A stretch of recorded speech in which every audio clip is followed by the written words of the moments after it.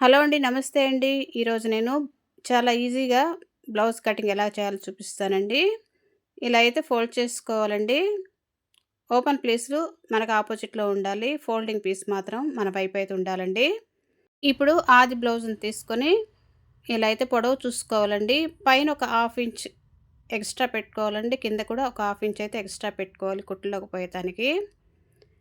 ఇలా పొడవు చూసుకున్న తర్వాత బ్లౌజ్‌నైతే ఇలా ఫోల్డ్ చేసుకొని ఇలా స్ట్రెయిట్‌గా పెట్టేసుకోవాలండి. ఇప్పుడైతే ఇలా నెక్ గీసేసుకోవాలండి. నెక్ ఎలా ఉందో అంతవరకైతే నెక్ గీసేసుకోవాలి. నెక్ గీసుకున్న తర్వాత చెయ్యి దగ్గర కూడా డాట్ పెట్టేసుకోవాలండి. ఇప్పుడు బ్లౌజ్ పక్కకు తీసేసుకోవాలండి. ఇప్పుడు షోల్డర్ అయితే చూసుకోవాలండి. షోల్డర్ ఎంతవరకు ఉందో షోల్డర్ కంటే కూడా ఒక హాఫ్ ఇంచ్ అయితే పక్కకు పెట్టుకోవాలి.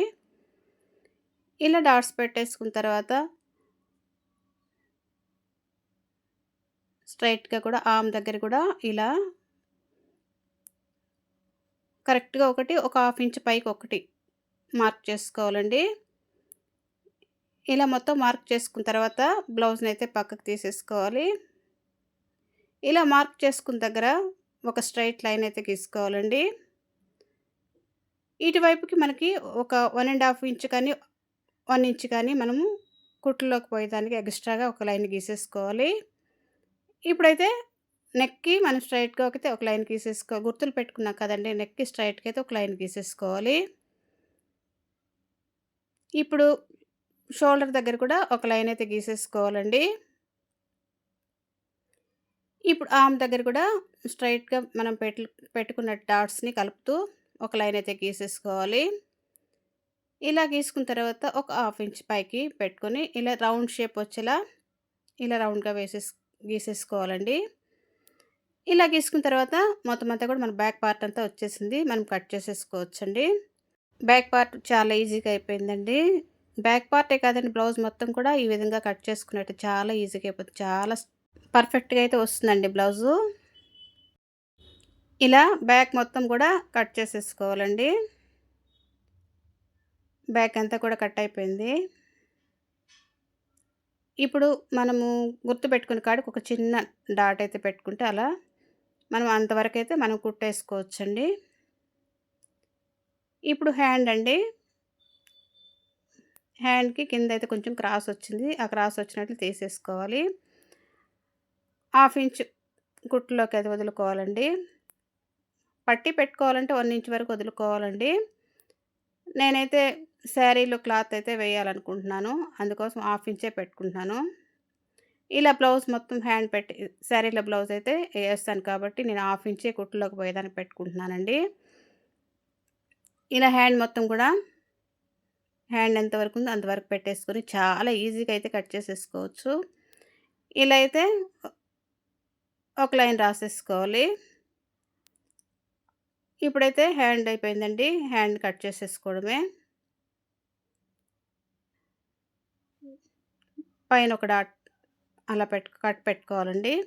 ఈ కట్ పెట్టుకున్న దగ్గరకైతే మనకు కుట్టొస్తుంది. కొంచెం హ్యాండ్‌కి కొంచెం క్రాస్ పీస్ అయితే తీసుకోవాలి. ఇప్పుడు ఫ్రంట్ పార్ట్ అయితే కట్ చేసుకోవాలండి. బ్యాక్ పార్ట్‌ని ఇలా క్లాత్ మీదైతే క్రాస్‌గా పెట్టుకోవాలండి. ఇది క్రాస్ కటింగ్ కాబట్టి. ఇలా క్రాస్‌గా పెట్టుకుని షోల్డర్ దగ్గర, నెక్ దగ్గర ఇలా అయితే డాట్స్ పెట్టుకోవాలండి. ఇట్లా సైడ్‌కొచ్చే విధంగా. దీన్ని తీసేసుకొని ఇప్పుడు ఆది బ్లౌజ్‌ని ఇలా ఎక్కువగా సాగే విధంగా కాకుండా కొంచెం అలా పట్టుకొని ఇలా అయితే పొడవు చూసుకోవాలండి. ఎక్కువ లాగినట్టు పట్టుకోకూడదండి. అలా అయితే పొడవు చాలా వచ్చేస్తుంది. ఇప్పుడైతే నెక్ చూసుకోవాలండి. ఇలా నెక్ పెట్టుకొని మనమైతే డాట్స్ పెట్టేసుకోవాలి. ఇప్పుడు నెక్ దగ్గర నుంచి షేప్ పట్టి వరకైతే పొడవు చూసుకోవాలండి. పొడవు చూసుకొని హాఫ్ ఇంచ్ అయితే కిందకి పెట్టుకోవాలి. ఇలా సైడ్ కూడా చెయ్యి దగ్గర నుంచి కింద షేప్ పట్టి వరకైతే ఇలా పొడవు చూసుకోవాలి. ఈ మూడింటిని కూడా కలుపుతూ ఒక లైన్ అయితే గీసేసుకోవాలండి. ఇలా క్రాస్‌గా లైన్ గీసేసుకోవాలి. ఇప్పుడు హ్యాండ్ దగ్గర కొంచెం అయితే హ్యాండ్ పీస్ అయితే తీసుకోవాలండి. ఇప్పుడు మొత్తముగా మనకొచ్చేసిందండి. దీన్నైతే మొత్తం కూడా కట్ చేసేసుకోవాలి. ఫ్రంట్ పార్ట్ కట్ చేసుకోవాలండి. చాలా పర్ఫెక్ట్‌గా అయితే వస్తుందండి బ్లౌజు. చాలా ఈజీగా కట్ చేసుకోవచ్చండి. ఇలా మొత్తం కూడా ఫ్రంట్ పార్ట్ కట్ చేసేసుకోవాలి.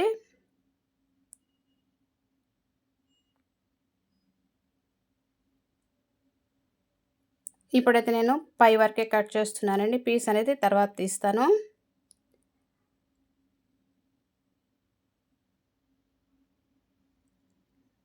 ఇప్పుడైతే ఫ్రంట్ పార్ట్ అయితే మనకు కట్ చేసేసుకున్నాము.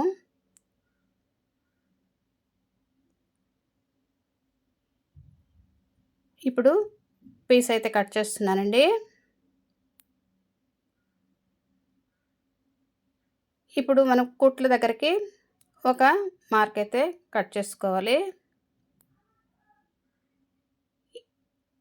ఇప్పుడు డాట్స్ కుట్టుకోవాలి కాబట్టి డాట్స్‌కైతే మార్క్ చేసుకుందామండి. ఇక్కడి నుంచి డాట్ వరకైతే కొలత పెట్టుకొని, అక్కడి నుంచి లోపల డాట్ ఎంత వరకు ఉందో అంత పొడవు అంత తీసేసుకొని, ఈ రెండిటిని ఇలా కట్ చేసుకోవాలండి. ఇది మనము డాట్ పెట్టే కొలతండి. ఇలా షేప్ పట్టి పైన కూడా ఒక డాట్ వస్తుంది కదండీ! దాన్ని కూడా ఒక మార్క్ చేసుకోవాలి.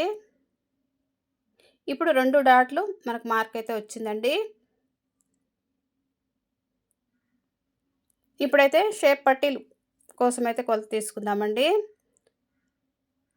షేప్ పట్టీ పొడవు కొలత తీసుకోవాలి. వెడల్పు కొలత తీసుకోవాలండి. మనకి 4 కావాలన్నా పెట్టుకోవచ్చు. మనకి క్లాత్‌ని బట్టి అయితే వస్తుందండి. లేకపోతే క్లాత్ తక్కువ ఉన్నట్లే రెండే తీసేసుకొని లోపలైతే వేరే పీస్ వేసుకోవాలి. ఇలా మొత్తం ఈజీగా అయితే షేప్ పట్టీలు వచ్చేస్తాయండి. నాకైతే 4 వచ్చాయి.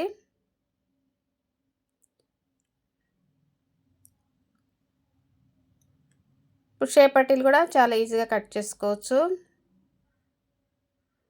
చాలా ఈజీ మెథడ్ అండి. చాలా ఈజీగా అయితే కట్ చేసుకోవచ్చు. ఇప్పుడైతే వీప్ పట్టీకైతే కట్ చేస్తున్నానండి. వీప్‌కనేది ఎక్స్‌ట్రా పీస్ వేసుకుంటేనే బావుంటుందండి. లేకపోతే కొంచెము పైకి లేచినట్టు అనిపిస్తుంది వీపు దగ్గర. అదే మడుచుకొని కూడా కొంతమంది కుడతారండి. కాకపోతే ఫిట్టింగ్ అనేది బావుండదు. ఇది బ్యాక్ పార్ట్ అండి. ఇది ఫ్రంట్ పార్టు.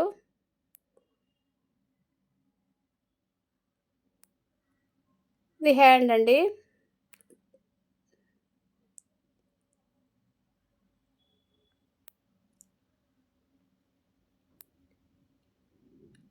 ఇది షేప్ పట్టీలండి. చాలా ఈజీగా అయితే కట్ చేసుకోవచ్చు. ఇది హ్యాండ్స్‌కేసే క్లాత్ అండి. ఈ వీడియో మీకు ఎలా అనిపించిందో కామెంట్ చేయండి. టేప్ లేకుండా ఆది కొలతతోనే చాలా ఈజీగా అయితే బ్లౌజ్ కట్ చేసుకోవచ్చండి. ఈ వీడియో మీకు నచ్చినట్టు లైక్ చేయండి, షేర్ చేయండి, సబ్స్క్రైబ్ చేయండి. Thank you for watching.